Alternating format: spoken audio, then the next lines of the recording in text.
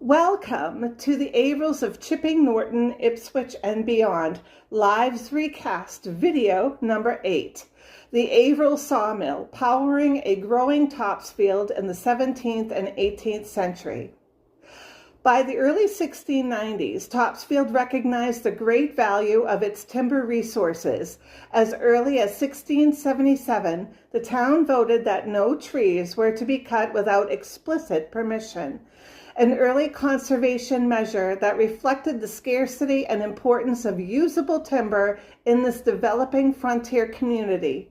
Houses, barns, hearths, fencing, carts, and furniture all depended on a steady supply of workable wood, and the community's survival depended on maintaining these resources responsibly.